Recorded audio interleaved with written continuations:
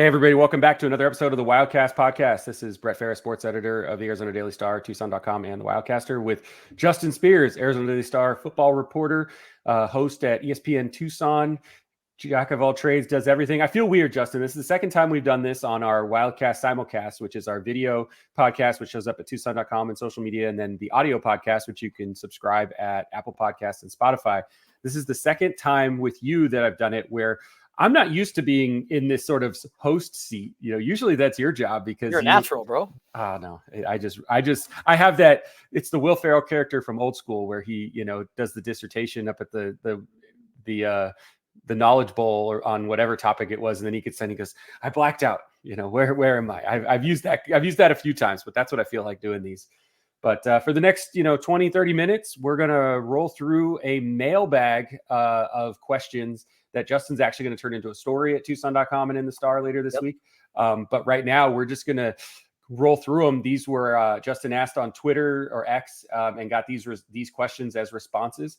And we're excited to rock through them and answer. And we're going to try and tag everybody when we post this online, because the whole goal of this simulcast of Wildcaster Live, as we're calling it, is to eventually get to live shows, but also get more interaction with you as the audience. We not only want you guys commenting and asking us questions and talking, we feel like our experts, Justin on football, Michael Lev sort of across the board, PJ Brown on basketball, Bruce Pascal on PJ Brown on women's basketball, Bruce Pascal on men's basketball, Greg Hansen, of course. We feel like we bring such an opportunity of expertise. I'm very proud of our staff for that we want you to be able to connect with them more. So that's the goal of this. So part of this also eventually will include having you guys on the show with us. That's the long-term goal. So we don't want this to be us in the ivory tower. We want to hang with the people. So we are the people. So we're going to get rolling here. First question. All right. All right. This is from K Morris 0123. Why does Arizona have the football team on the side of the stadium in the sun? Shouldn't we put the opponent in the sun rather than in the shade? Seems like a disadvantage to sit in the sun. Now, when I saw this question, I thought, well, how many times is this Arizona really in the sun? And then I got to thinking, the Big 12 may change that a little bit, right? We might see fewer night games and more just based on how the TV schedule works out. There might be more opportunities for Arizona to play earlier in the day. So this isn't as wild of a question from K Morris as I originally thought it was.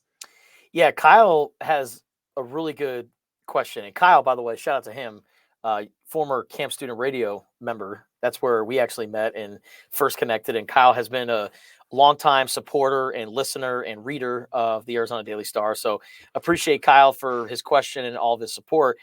How much does weather come into play here? Because, isn't that the big reason why Arizona doesn't have a lot of day games at the start of the season in September or even the early parts of October, is because it is absurdly hot, even on the field. Like, I'll never forget when Arizona played against USC in October, when Khalil Tate was a true freshman. It was his first ever start. And on the field, I think it might have been the 2016 season or 2015, whatever year it was, the on-field temperature was like 127 degrees or 137 degrees. It was just absurdly hot. So I think weather plays a huge factor. You never see ASU or Arizona have day games at the early parts of the season. But as far as, why is Arizona on that side of the stadium? Wouldn't Arizona want to be on the TV side? Wouldn't they want their bench and their players to be at the top of the screen rather than the bottom? Isn't it more visible if it's that way? I don't know. I think so. And I think the logic has always been, even though it's far away, I would assume, this is assumption here. I would assume the logic has always been just the TV side, but also look at men's basketball. They have the same thing. Like, the TV cameras face the two. Now, granted, they're on the same side, but they face the benches. So it carries the same logic in terms of basketball as it would for the one team that's the home team on the one side for football. But also, and this is no knock to the east side of the stadium, which has the, I'm forgetting what the other club level, not the Sands Club, that's in the north end zone, but the other club, and some really nice seats and things like that in the Zona Zoo. But simultaneously, the marquee elements of the stadium, the press box seats, not for us, the press, but for the people and, who have paid for luxury suites, essentially are looking at the TV view. So they see the A right side up, the block A in midfield, and then they see the team, they see the Zona Zoo behind them. That's another reason. If the Zona Zoo is on the field, on the sidelines, it's behind the team rather than across the stadium from the team. So it's an interesting question. From Kyle, I think logistically it's just always made sense to have him on that side, but who knows, maybe if the TV times end up different, it ends up flipping. Yeah. And I don't think that it puts Arizona at a disadvantage because they've gone through the harsh summer months of training.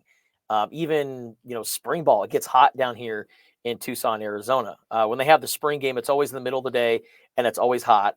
And I'll never forget in the parts of preseason training camp where we're talking to coaches and players and we have to wrap it up after a certain amount of time because our phones are overheating. So these guys are used to it. Even if they're in the hot sun, they're used to it at this point. They will never be at a disadvantage sitting in the sun. On the same side, maybe perhaps having the Zona Zoo behind the visitors would actually be beneficial too. Sort of like there's that too. So, all right. Next question is from Andy Blaho. If you had a very generous budget to upgrade Arizona's stadium's west side, upper east side, or any other aspect of the stadium, what would you do? This is an interesting one. Especially considering the financial situation the university's in and the athletic department's in. It's a very interesting one because when can actually this happen? That's the first question. Yeah. I would certainly renovate the bathrooms on the west side of Arizona Stadium. I don't really remember the last time those have been updated.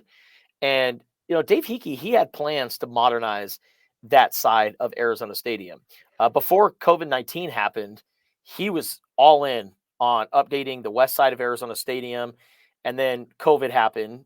There was some financial issues and one thing after another happened for Arizona, not just in the athletic department, but at the U of A that led to a financial crisis, which has been a huge talking point here in Tucson for the last couple months now. The original plan for Dave Hickey was they were going to kind of piece together renovation projects. They weren't just going to blow up the west side of Arizona Stadium and then just rebuild it. They were going to strategically build certain areas and maybe even kind of turn that side of Arizona Stadium or turn the surrounding areas of Arizona Stadium into an entertainment district. Yeah. He told Michael Lev and I before the football season started, we sat down with him and he shared with us that long-term, the idea would be to create sort of from Campbell and 6th, that corner sort of, branching out toward, essentially like Bear Down Field, basically.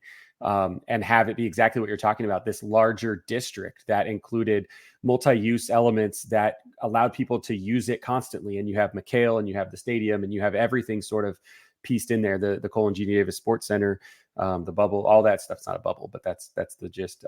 Yeah. And I love that idea. And then, a month and a half later, we learn about the finances of what's going on. So it changes it. To me, I think that there's a short-term fix if the structure is in shape. So like when ASU had to do its renovations to Sun Devil Stadium, it was like mandated. They had to do it. They couldn't wait any longer because structurally Sun Devil Stadium was having major issues. Now, I say this not knowing how Arizona Stadium is structurally. I'm assuming it's fine because obviously they're putting 50,000 plus people there half dozen times for football games. But to me, if you were to say, look, we can't touch it for 10 years, but we have to make the environment better. Two things. One, keep investing in the football plant. I know that sounds crazy, but keep up with the Joneses from the recruiting standpoint. I'm going to sound crass, but I'm sorry. A 4-star recruit does not care what the seating is like on the west side of the stadium.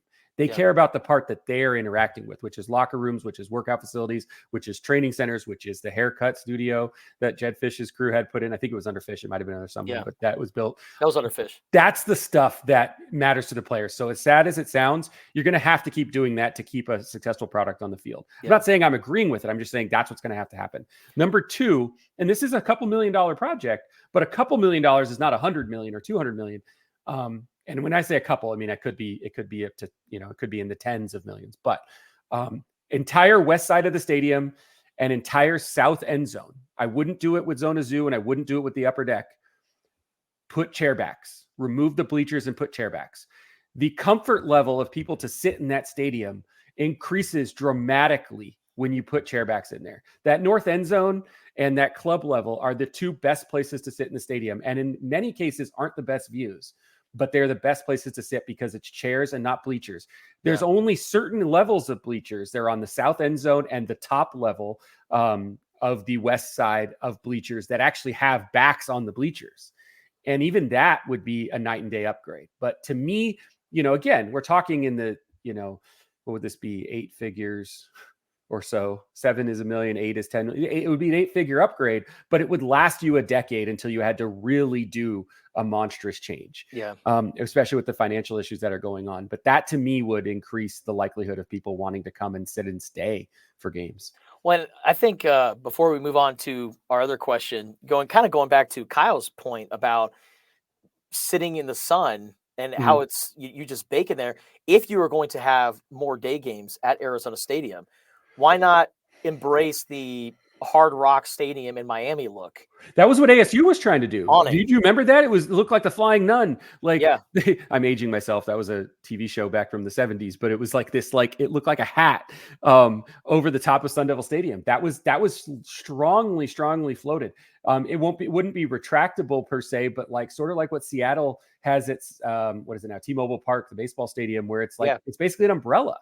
Or to your point, the Hard Rock Stadium style, or that's really a soccer thing internationally. And I'm not opposed. It's just to what degree can they do that when it's not a symmetrical building? You've got the press box at one height, the east side at one height, et cetera. So, and last point too, the renovations that went into Lowell Stevens football facility recently in the last couple of years under Jed Fish, with adding the barber shop, updating the weight room, the locker room, getting that all up to speed.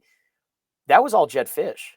Jed Fish helped raise $6 million to pump into Lowell Stevens football facility.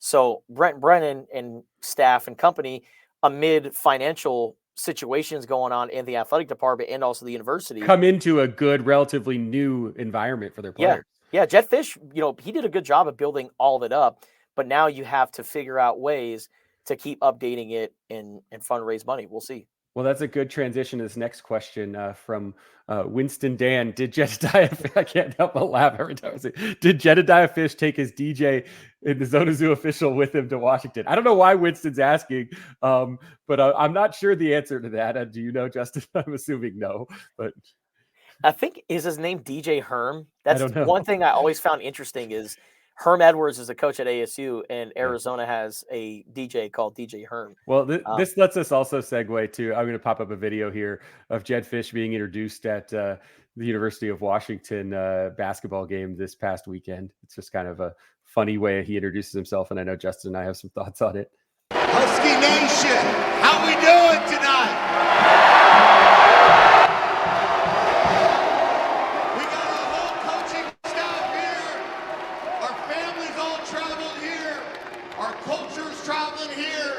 We will have one heck of a season this year, next year, and 7 more years after that. We're in this thing for the long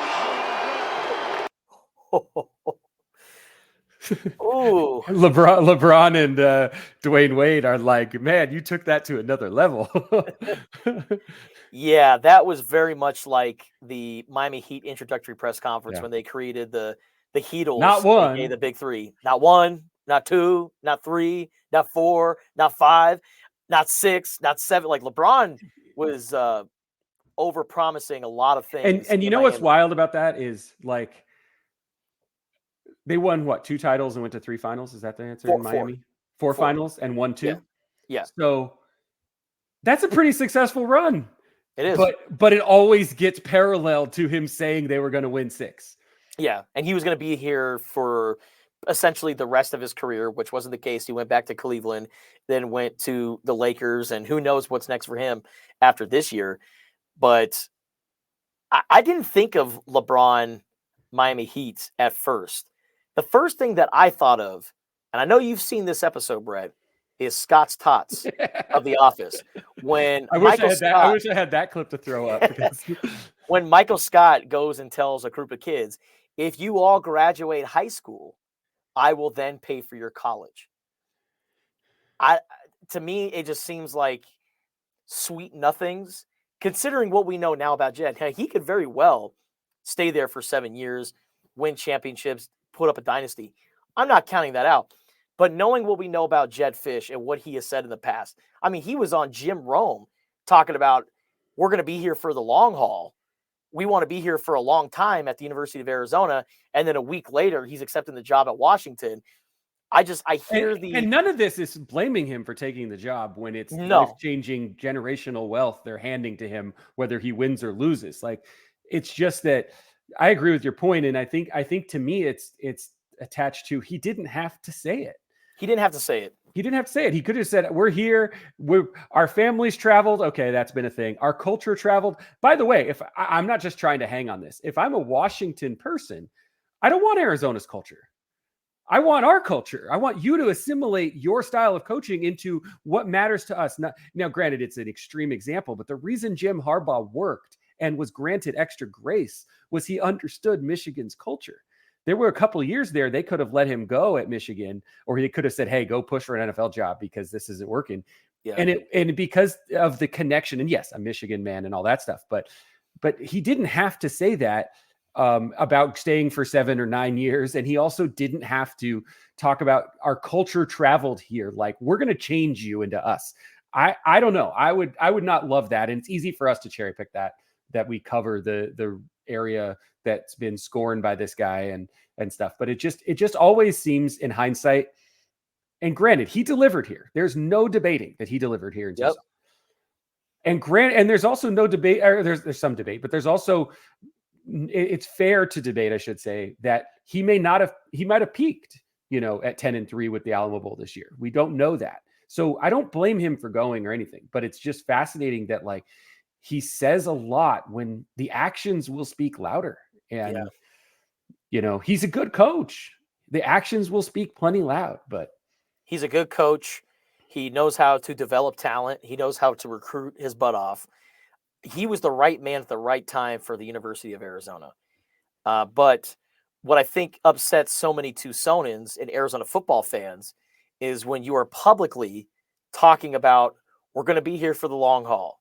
We're going to, Arizona's going to be a top 10 team in 2024. Why wouldn't you want to be a part of that?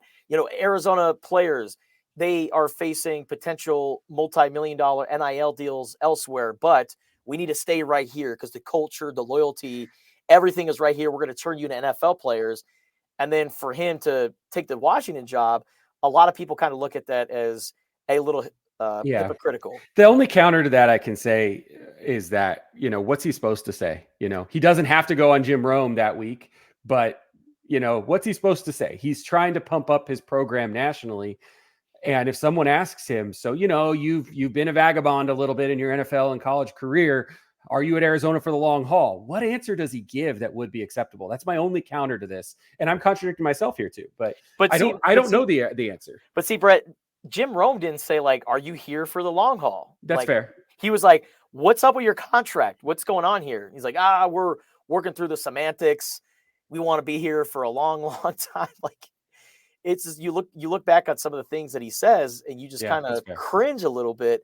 And then now with the whole Washington, coming out onto the court during a basketball game and saying, we're going to win championships. We're going to be competitive, not just this year and next year, but 7 more years after that. So he's saying, like, I'm staying past my contract at Washington, which, hey, he hasn't stayed at a place longer than 4 years. So we'll see.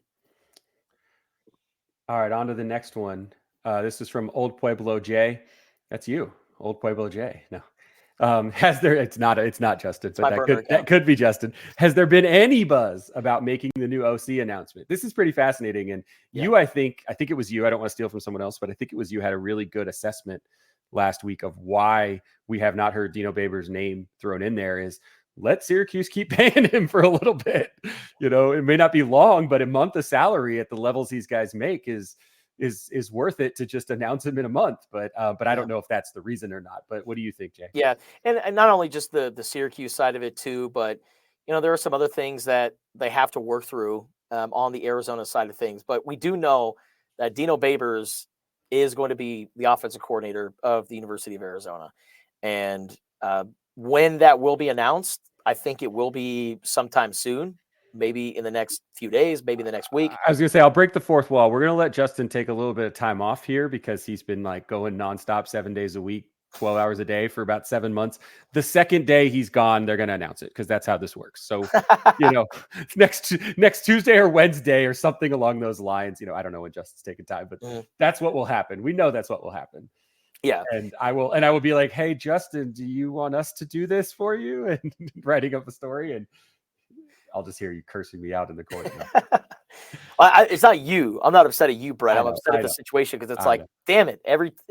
Just when you think things are going to slow down. Let him breathe, people. Like, oh, okay, the coaching staff is getting assembled. And then all of a sudden Dave Hickey gets fired. Like, it just seems like it's one thing after another at the U of A. But Dino Babers will be announced soon. Stay tuned. Well, okay, so that's a good segue to this question from Gilbert and a lot of numbers. Do you think this coaching staff can have the same success recruiting as the previous staff? This is an interesting one because it's very different of a staff, top to bottom, and the way they recruit. But there's a lot of history and a lot of head coaching experience. There's a lot of components of this that might lend itself to being successful in different ways. Yeah, this is interesting. I think that the connections that guys like Bobby Wade have throughout the state of Arizona, the new wide receivers coach, who is also an Arizona great. I think having him on staff, the high school connections that he has around the state, he's going to bring in some of the best players in the state of Arizona. And Jed Fish and the staff, I mean, they were already kind of doing that recently, especially in the 2024 class. I mean, they had the number one rated offensive prospect in Damon Williams, who's going to come down. Now he's going to Washington. The running back from Glendale Apollo, Adam Muhammad, is the all-time 5A leading rusher in state history. So they had some great in-state prospects coming in.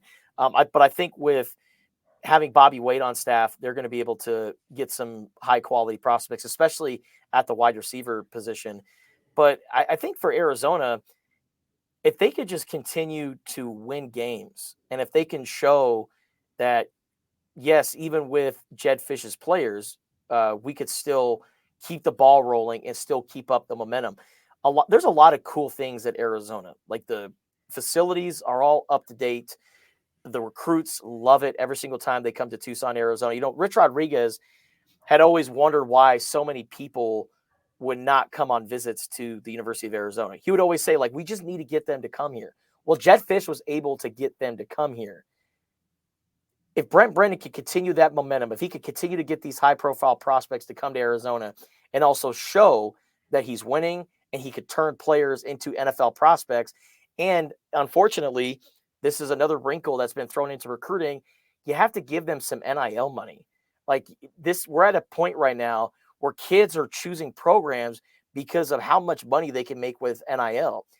If Arizona football boosters and people in Tucson, Arizona football fans, if they can saddle up and start putting together money towards the Desert Takeover NIL collective, then they can show that to recruits. Like, yes, if you come here, we have an NIL collective. You could sell your jersey. You could do commercials. There's a number of opportunities that you could do here in Tucson, Arizona for NIL that you may not get at other places. Yes, Washington, Alabama, all these other places have crazy NIL opportunities, but these are for players who are bona fide starters and superstars. You can come here. You could be that for us. So that sort of segues into this a lot of what kind of recruiting reputation does Brennan and company have historically? Are they aggressive? Do they settle a lot? I'm not sure we know the answer to that, do we? I mean, you know better than anyone, but. No. But the thing about Brent Brennan is he put together a handful of winning seasons at San Jose State, and he did it with San Jose State. Not a lot of people are lining up at the door to go play for the San Jose State Spartans. So in the early stages, he could say, look at all these great players that I developed at San Jose State, and we turned them into potential NFL prospects or at least players that could win us a handful of games. Imagine what Brent Brennan is going to do with the Arizona players, especially the guys that came here under Jed Fish. They brought in a boatload of very talented players. And I think Brent Brennan, the roster that he's about to inherit, will be hands down the most talented roster that he's ever coached. So I think that if he can continue to develop guys and churn them into NFL prospects, you could tell players, like, you could come here, make a little bit of NIL money, and then we could turn you into NFL players. Isn't that why you're trying to play college football?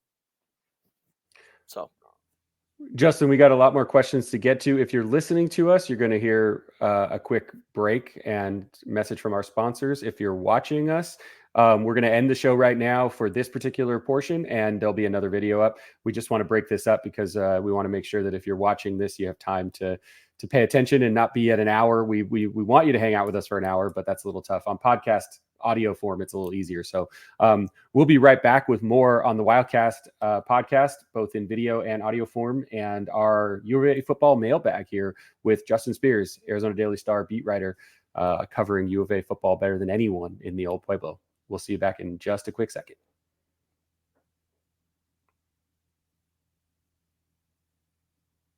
All right, welcome back to the Wildcast podcast. Brett Fera, sports editor of the Arizona Daily Star, Tucson.com, and the Wildcaster, with Justin Spears, our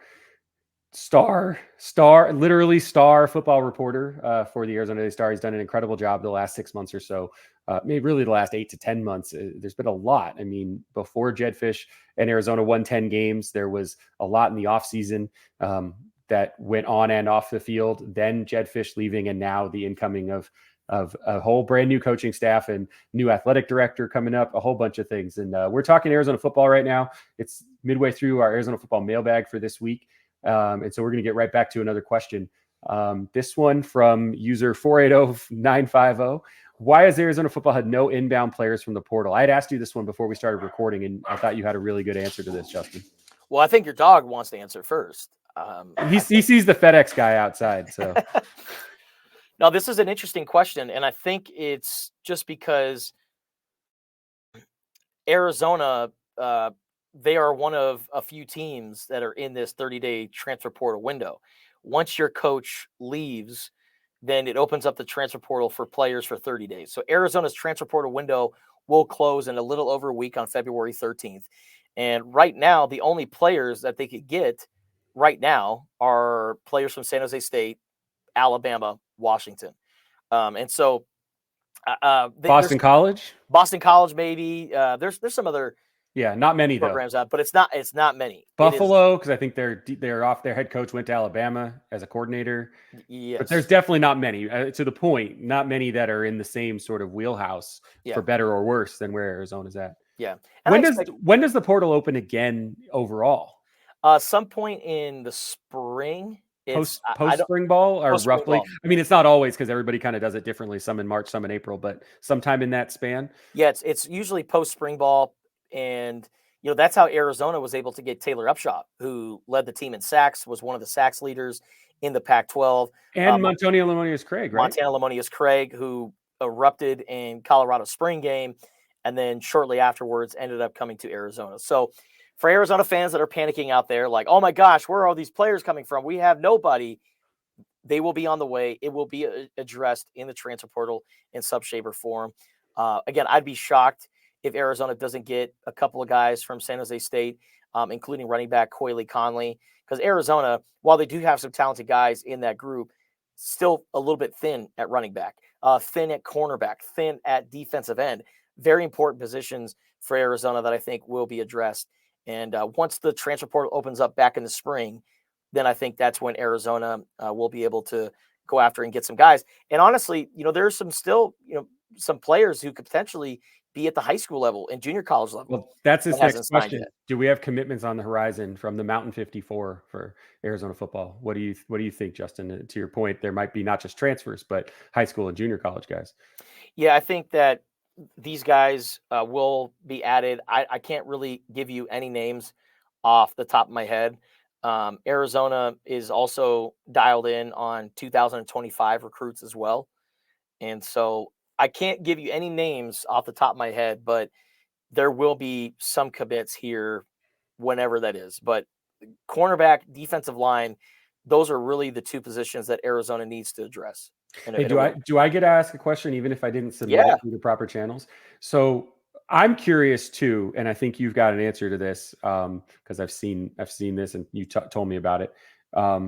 But what about Keona Wilhite? Is there a possibility with Keona Wilhite, or what has he decided to do? Do we know? Because it was very coincidental, maybe more than coincidental, that he decommitted from Washington. He had originally committed to Kalen DeBoer and the Huskies after decommitting from Arizona. So he and Elijah Rushing both committed to Arizona from South Point Catholic High School here in Tucson. Rushing and Wilhite both decommitted within a couple days of each other. And then Wilhite said he was going to go to Washington. Rushing is already enrolled at Oregon. But Wilhite decommitted from Washington the day Jedd Fisch was hired, roughly 2-3 hours before Fisch signed his contract. So the possibility, because he had committed to Arizona, decided that wasn't a fit for him, committed to Washington, and then Fisch was coming up there, it seems more than likely that he had some inkling it was going to be Fisch. But, that's conjecture. Either way, is there a possibility Arizona could go after him, or do we know where he's going to end up? I know you told me of some possibilities on this already. Keona Wilhite was like, man, Jedd Fisch is like a rash. I can't get rid of him. Well, yeah, we don't. I want to be careful. We don't know that, but it sure was coincidental. Very, very coincidental. Yeah. But I think with his status, maybe Arizona makes a move on this guy. Joe Seumalo, who is the new defensive line coach, he has coached multiple solid edge rushers at San Jose State, including one who was just recently the Mountain West Defensive Player of the Year after leading the conference in sacks. So Joe Seumalo can go to a guy like Keona Wilhite and be like, look at what I've done with players at San Jose State. A player of your caliber, a 4-star prospect. I mean, you are potentially an all-conference player. You are an NFL prospect. So maybe they do some convincing for Keona Wilhite to stay. However, according to 247sports.com, their crystal ball, they're expecting Keona Wilhite to go to Nebraska. He recently visited Lincoln, Nebraska. They love him a lot, so much that they went out of their way to clear the snow in the middle of the field so he can have a photo op. It's a pretty cool photo. It actually kind of goes hard. So they cleared the snow so he could actually see the logo at midfield so that he could get a picture with it. It's just the N carved out, and then all of it around it is snow. And so they took a picture. Like, they want Keona Wilhite. So it would honestly surprise me if he's not going to Nebraska, but crazy things happen in recruiting. A lot of people thought Noel Devine was going to be going to all these other schools, and then he ended up playing for Rich Rodriguez at West Virginia. So never know. Posting a picture of him and Noel at Jacksonville State yesterday on X, and you mentioning to folks, go watch Noel Devine's highlight video if you haven't seen it. Greatest of all time. Yeah. Greatest highlight tape of all time. So, semi-related, if it's not going to be Keona Wilhite, how does Wildcat football go about replacing all of the leaving and lost players and talent on defense? That's a very, very deep question because there definitely is some. There's some coming back. There's definitely some coming back, both on the back end and the front end. Bill Norton back for what year is this for him? 5 or 6 total? 6, I believe. Yeah, Bill Norton. My question about Norton is we haven't heard him actually say it, have we? Or did I miss it? No. We've just heard the coaches say he better be coming back, but that was also the previous coaching staff mostly. Yeah. So I'm still kind of, wondering, not saying it's not, but just wondering where real confirmation comes from on that. But then Gunnar Maldonado, Dalton Johnson are both back, even though they're defensive back counterparts, and Traydon Stukes. So 3 of the 5 sort of biggies on the defensive end, on the defensive backfield, are back. But right now, there's really 2 holes there, and Washington seems to be a player definitely for one of them, but we're not sure on the other one. Yeah, so defensive end and cornerback, like I said earlier, because at cornerback, right now we don't know what's going on with Takario Davis. He hasn't committed anywhere yet. He could still possibly come back and play for the Wildcats. If they can somehow convince him to come back, that's incredible. And then, you could move over a guy like Traydon Stukes, who originally played corner and then was moved to that nickelback role, thrived in that position. But if you're looking for an experienced cornerback, you can move Stukes back. And then you also have Jay Avion Celestine, a.k.a. G7, who's a little bit undersized compared to his defensive back counterparts, but he is so quick. And we saw him in training camp last year. He did a pretty good job of covering those slot corners or those slot receivers like Jacob Cowing. Him and Jacob Cowing had great battles in preseason training camp. And Jacob Cowing is an all-conference type of receiver. We're going to be seeing him playing on Sundays. So G7 is another guy that could step into either a nickelback or a cornerback role. But you're losing Prysock. Let's say you lose Takaru Davis. Raheem Wright, who was a standout cornerback from Rancho Cucamonga, he's no longer coming. He's going to Washington. You're also losing Jordan Shaw, the Indiana transfer cornerback, who's going to Washington. Rashawn Clark, who's a Seattle native, likely going to Washington. So Arizona's secondary was going to be probably the deepest in the Big 12 next year. And now the cornerback position is really looking like an Achilles heel for the Wildcats. And then coming off the edge, you don't have Taylor Upshaw anymore. There are some other players that have entered the portal and are getting ready for the NFL draft. So getting some guys on the defensive line, especially on the edge, I really like Taitai Uiagalelei coming back a lot. I think he is an NFL prospect when it's all said and done. But losing Isaiah Ward, who was a starter, I mean, that hurts. Losing Russell Deuce Davis, who was Isaiah Ward's backup and got a significant amount of playing time, that's a big loss. So they really need to do a good job of addressing defensive line, especially on the edge and cornerback. And if they could do that, great. But here's something that I will give Arizona fans that could make you guys feel a little bit better about the situation. Last year, Isaiah Ward was on nobody's radar. I did not expect Isaiah Ward to be on the 2 deep for this upcoming season. Not only was he on the 2 deep, he started 11 games. So guys just come out of nowhere. You don't know how they develop. Some guys are just late bloomers and they randomly sprout up. We don't know that. That could possibly happen for Arizona, but just looking at the bodies, they definitely need some more depth. Can't hear you, Brett.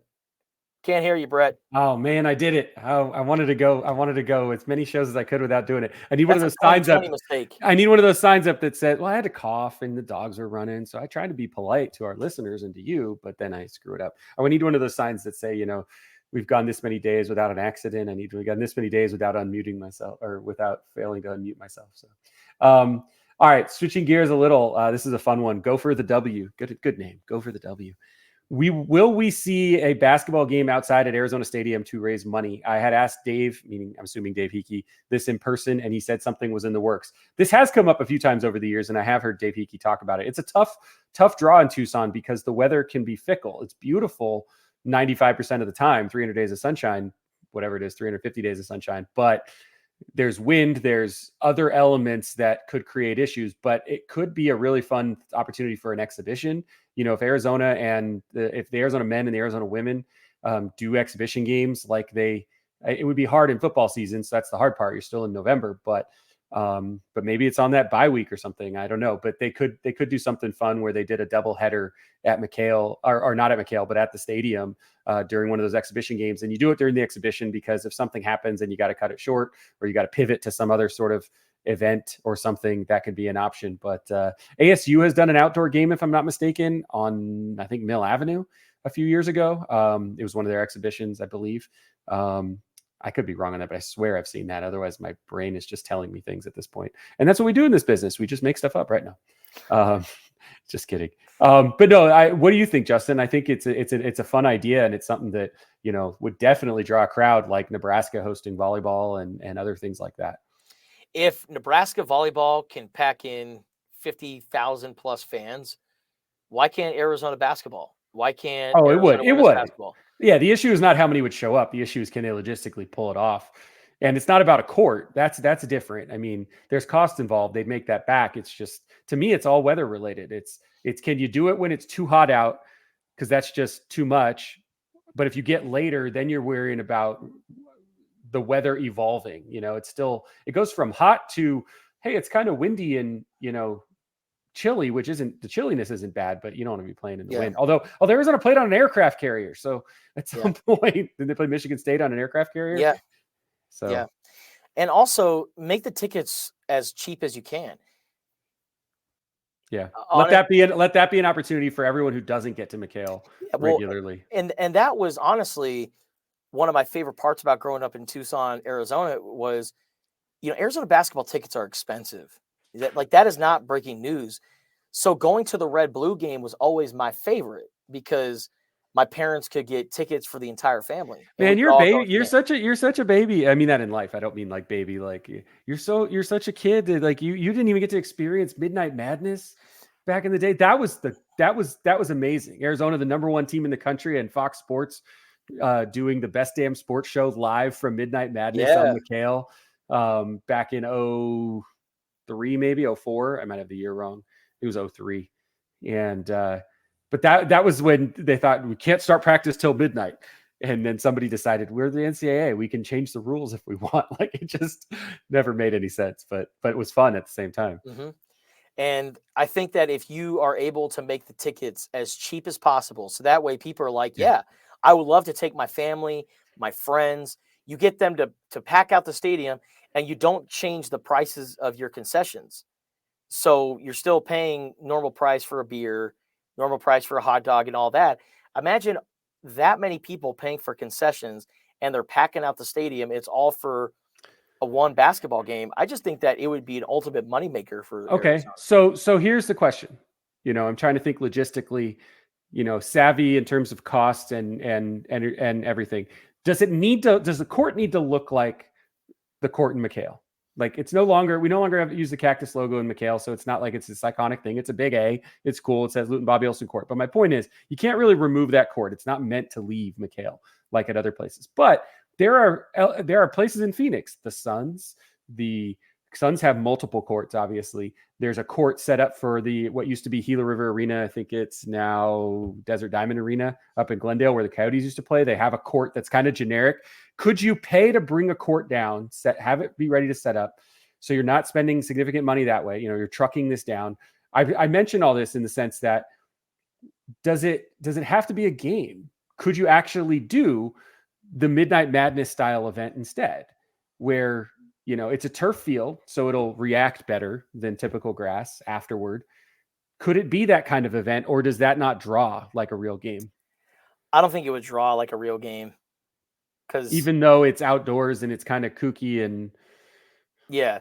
Well, now are you getting a chance to meet the players afterwards? Like, what is maybe the that gets added to make it a thing. And with the way the field would be set up, you could definitely have a queue of there's enough space. McHale's very compact, as big as it is for 14,500 and something seats. It's compact in the sense there's not a lot of wiggle room around. But with the stadium, you could actually have it set up sort of like these outdoor hockey games where there's space between the crowd and the court to some degree, and you could create a queue for afterward, a line where basically fans can essentially line up to meet their players, have them sign autographs, where they're sitting there in their jerseys afterward for, a half hour, to do the red blue scrimmage sort of out. That's what I'm getting at. I think I said that, but the red blue scrimmage and incorporate the women's team. And, you might only draw 25,000, but you still have the novelty of it being outdoors. I think it's just hard to plan a legitimate, like it counts game outdoors, but something that is in that exhibition area. The hardest part is going to be, it's all going to be in basketball season. Yeah. It's all going to be in football season. So I don't know how they balance that part, but maybe you could do it. Oh man, that is really hard, trying to figure out a way to get inside the stadium during football season. Cause I was going to say, make it a whole event outside of the game itself, have kind of like a spring fling type of event on Bear Down Field. And we talk about the entertainment district that Dave Hickey wanted to implement. Get people to understand, like, okay, not only am I going to see my favorite basketball team play, but this is a whole event. We're going to make it a whole night. I'm picturing like putting up courts with cages around it and lights overhead and making it look like you're at a park watching these guys play with chain nets. And, the hard part is you don't want to see them get hurt. But at the same time, like if they're going to run drills and practice, you could see a couple 3-on-3 games and have people sort of set up on, I don't know. There could be something really cool, that kind of there's a throwback to the street style of basketball too, a little bit. But hey, since we're talking about this possibly happening during, football season, which that's really probably the biggest hang up to it. Let's transition to football season, because my first thought is it could be on one of these bye weeks that Arizona has. There's 2 this season. One of them is that first week in November. The problem with that for basketball is it's sort of right when basketball's real games start, the ones that count. But nevertheless, transitioning to football's schedule and getting into that a little bit, Arizona will face this from Cat Bus AZ. 3 teams who had a bye in the previous week to prepare for next season. Is the Big 12 already plotting against Arizona? No.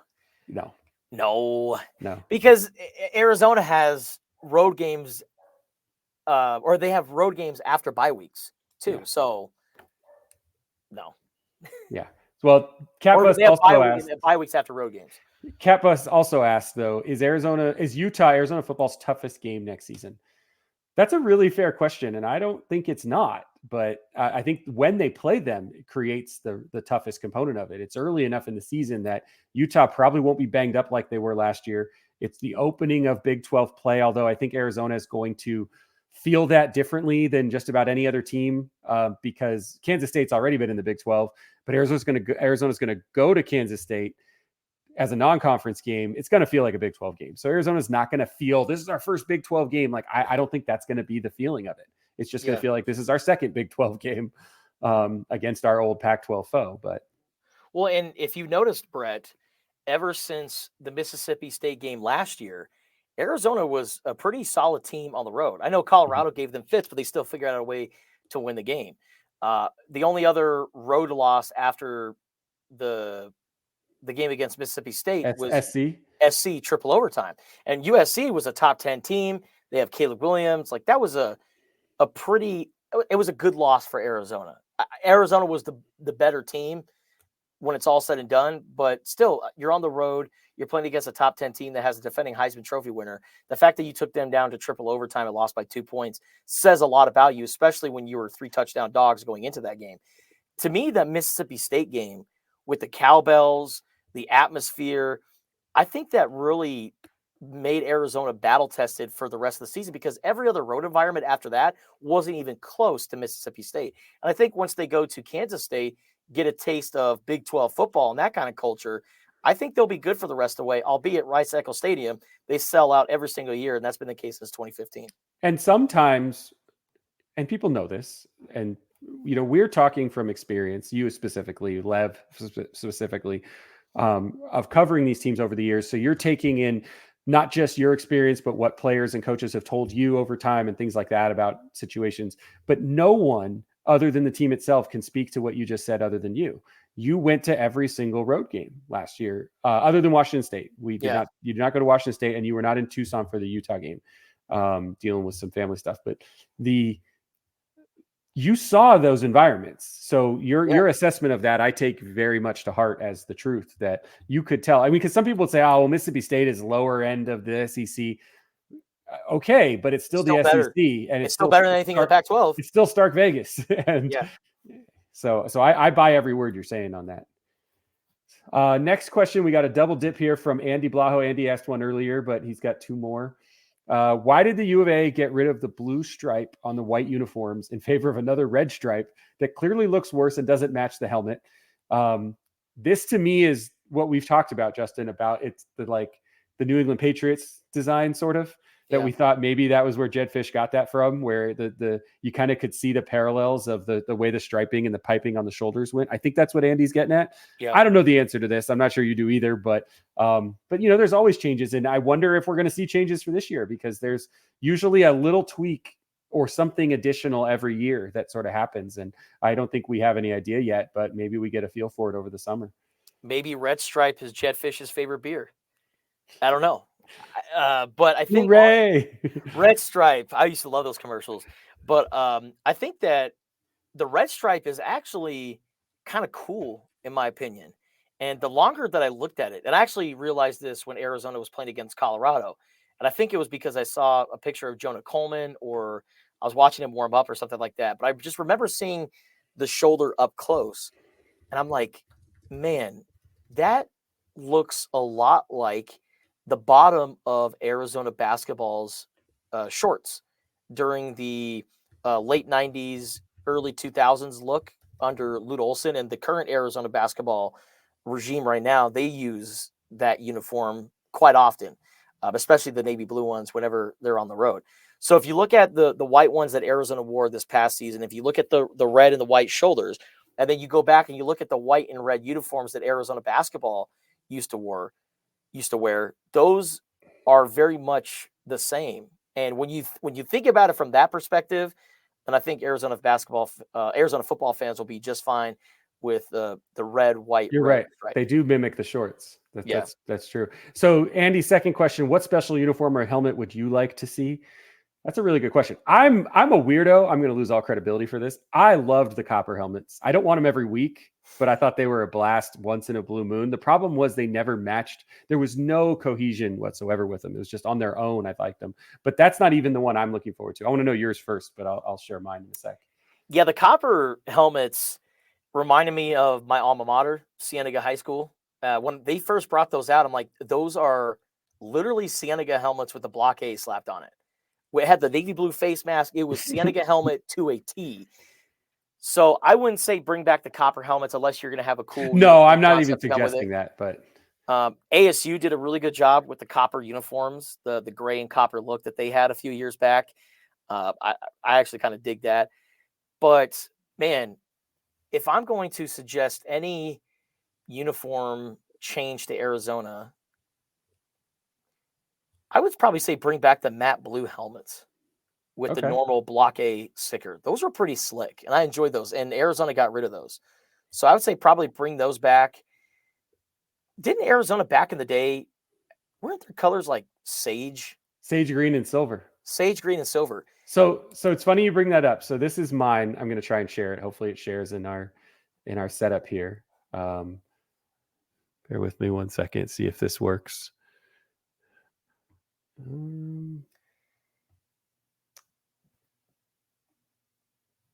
But I think that Arizona should try to incorporate older uniforms.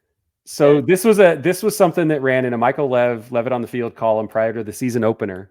Do you see this, Justin? Is it showing up on your screen? So this Desert Fury logo mural was painted in the Lowell Stevens football facility, and Lev saw it and he goes, man, those helmets look silver. And I don't know if they're intended to look silver. I think it's just supposed to be shadowing, but they have and I'm not a Dallas Cowboys fan, but they have a very clean Dallas Cowboys-ish look with the red and blue stripes.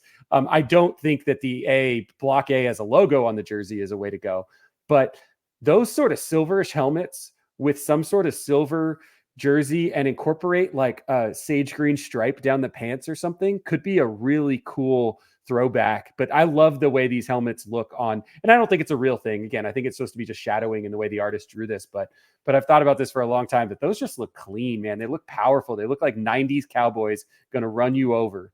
And there's something kind of cool about it. And so that's something I think would be kind of neat. I know silver's not a color for Arizona, but it's sort of an off-white in a way. But it's something I've long thought since we saw this, I guess. So 6-7 months is a long time. Thought was pretty cool. How do you feel about turquoise? I don't know why. I mean, well, because turquoise is it's not the official gem of Arizona, is it? Like, what's the significance with turquoise in the state of Arizona? Because when you look at like people in Arizona, it is turquoise. Yeah, it is the official gem. Is turquoise. Yeah. Okay, so maybe Justin dropping knowledge. Look at that. I just know that the state bird is the cactus wren. So maybe you could do something to honor the state of Arizona. When 1912 was when Arizona became a state.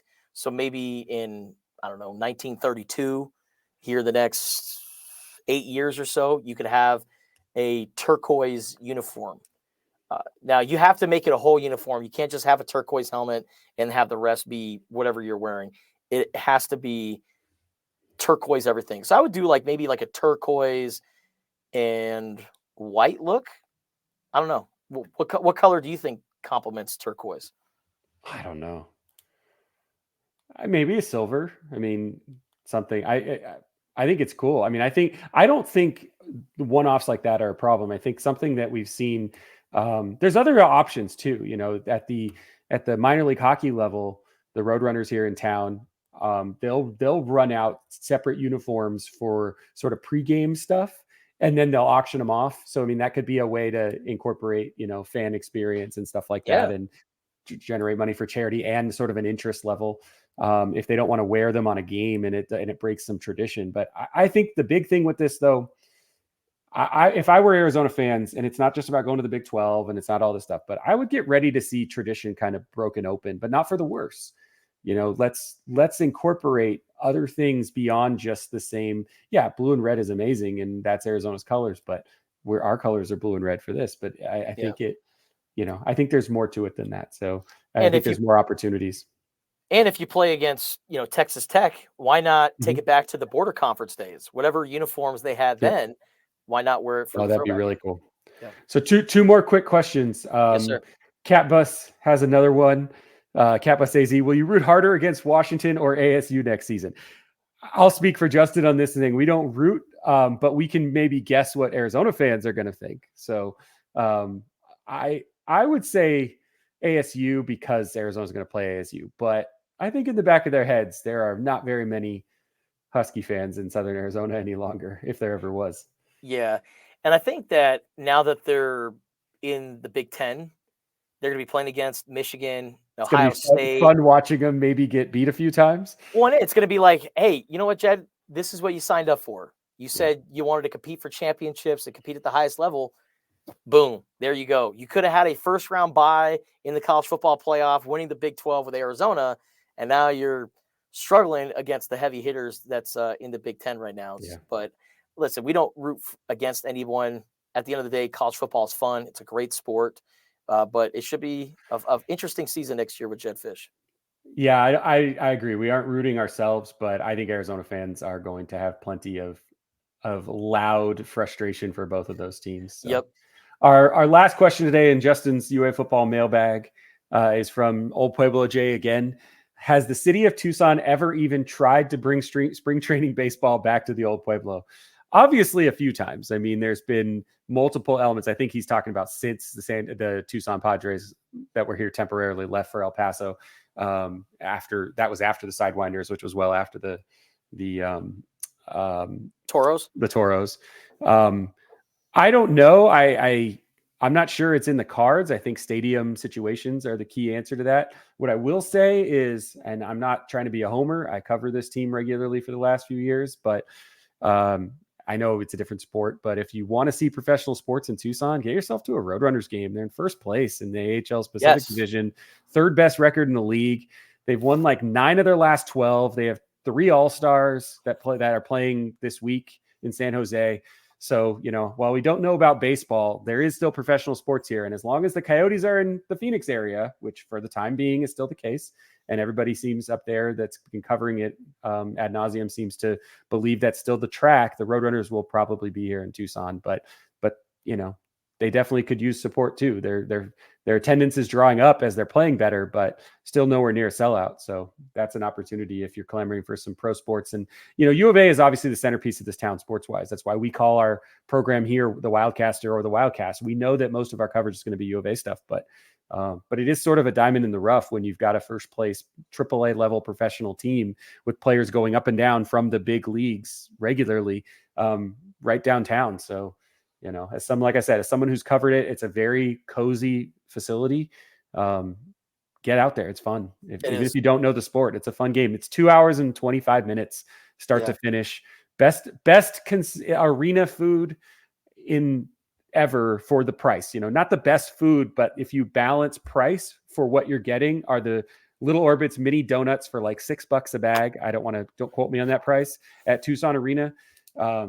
Absolutely amazing. They might be cash only. Remember that part because they're not part of the arena. They're in the arena, but they're like a separate concession stand. But yeah, just fun time. So anyway, sorry, I didn't mean to steal that question from you, Justin. What do you think? No. I would love baseball to come back here at a full-time capacity. I just don't know if that's in the cards. You got me thinking about TCC donuts now. And I'm drooling right now thinking about it. Real quick though, Jed Fish is no longer the most hated Wildcat converted Husky, or excuse me, Abdul Gaddy is no longer the most hated Wildcat converted Husky. If you're an Arizona basketball fan, you know what I'm talking about with Abdul Gaddy. I felt bad for that man. He decommitted from Arizona because Lute retired, signed with Washington, and every game that he played at McHale Center after that, he just got doused with booze. But anyways, I think that getting spring training back to Tucson has always been in the conversation, but it's this said spring training. I was reading this as minor league baseball. I read it wrong, but yeah, spring training too. Same thing. Sorry, I interrupted. I just realized I answered a totally different question. Well, I mean, you answered a question that has been on everyone's minds, but as far as, spring training and getting it back to the Old Pueblo, I think getting at least 1 or 2 games back that features the Arizona Diamondbacks or maybe even the Chicago White Sox, the Colorado Rockies, 3 That's a prominent great teams. point. that have roots here in Tucson, Arizona. The White Sox not only called Tucson home for spring training, but I mean, I watched a lot of White Sox games on WGN on Channel 16 growing up here. Just flipping through the channels, you would see a Chicago White Sox game on TV. But I think that like, how cool would it be this is 5 years away, but how cool would it be in 2029? Good Lord. Celebrate the 40th anniversary of Major League and have the Cleveland Guardians. I realize the name change is going to make that a little sticky, but have the Cleveland Guardians come down and get some of the people from the movie to come participate at High Corbett and have a game there at High Corbett against, the Diamondbacks and shuttle them down or even if a split squad game against another team's other second half. Like, I think your point about bringing a couple games is a great one. It doesn't have to wait 5 years. I'm just saying, like, there could be some really cool ways to do that at both Keno and at High Corbett. I will say this, for anybody that has not been to the Mexican Baseball Fiesta at Keno, which is former TEP, in October-ish, U of A plays in it. They'll play a game, but there's also teams from various cities in the highest level Mexican league. Really fun. Yeah. Just amazingly fun atmosphere. Good baseball too. Major League Baseball players playing there. Cesar Salazar has played a few years there, former U of A catcher who's now in the Astros organization and was on the Astros opening day roster this past year, right after the Astros won the World Series. So he literally played in the Fiesta here, went to play in the Mexican League to continue to develop, and then was on the Astros opening day roster. So really good baseball. So, I mean, stuff like that is going to keep coming and sticking around. And I'm not just trying to root for what's here, but I don't see spring training coming back full time at all. I don't see minor league baseball in the short term coming back full time. But to your point, Justin, I think some one-offs could actually work. Also, like, what could stop, if the Reno Aces wearing Sidewinders garb, because they are the old Sidewinders, playing against the El Paso Chihuahuas, who used to be the Tucson Padres, holding the game here. That could be kind of a fun one-off, or a series, holding a 3-game series in Tucson and kind of throwing back to the last 25, 30 years of minor league baseball. I mean, I think both of those things with spring training and minor leagues as one-offs could be a really cool opportunity, but I don't see it full-time necessarily in the short term. And spring training also gives an opportunity for us Tucsonans to get up close and personal with some of the best in Major League Baseball. I'll never forget the only times that I've seen Randy Johnson pitch was at Tucson Electric Park. It wasn't the infamous Bird game where he just exploded a bird with a fastball. I wasn't at that game, but seeing the big unit up close, like that was a very special moment for me. And a lot of Tucsonans, they don't have the luxury of getting up to Phoenix a lot to go catch a Diamondbacks game. So seeing these guys down here in Tucson was a lot. And also with the Tucson Sidewinders as well, a lot of those guys turned into the baby Diamondbacks. Mm-hmm. And so developing those relationships with the minor league players and then seeing them go to the big leagues and then come down to Tucson, Arizona, that was a very special deal. We also, for a while, had the Suns do training camp at McHale. I mean, that would be fun too, to have the Suns do a preseason game at McHale. You'd sell that place out, no problem. Absolutely. I mean, preseason or not, maybe they could find a way to do it where it was against like the Nuggets or some team that has a couple Wildcats, Indianapolis, where you get a double benefit of it. You get Ben Mathurin and TJ McConnell and going up against the Suns, or Zeke Naji and Aaron Gordon going up against the Suns, in some capacity. That obviously takes a lot of planning and it's hard to determine where players are going to be, but there could definitely be possibilities there. Why aren't we commissioners of Tucson sports? You pretty much are, but unofficially. I wouldn't say that. Ali, your partner on ESPN Tucson, thinks he's the commissioner up there, but I think it's you. So don't tell Ali I said that. So I will definitely not have him watch this video. I'm just playing. You bring different things to the table, and on that, we brought a lot to the table today. That was a lot of fun. Thank you for sticking with us, Justin. Thanks for doing this today. You're gonna flip this into not the conversation, but you're gonna answer some of these questions. For a story for Tucson.com and the Wildcaster and the Daily Star later this week, answering some mailbag questions. If you have questions for Justin at Justin Esports on X, ask him anything. He'll try to answer, or we'll try to do it here. I'm at Brett Fera on X. And we will be back at you soon with another episode of the Wildcast, both in video and audio forms. Now, don't forget to subscribe, Apple Podcasts and Spotify. Thanks so much. We'll see you again later this week.